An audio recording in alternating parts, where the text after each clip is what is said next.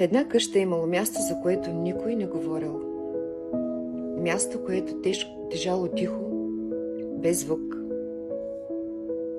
Всеки усещал, че нещо не е на мястото си, но никой не го назовавал.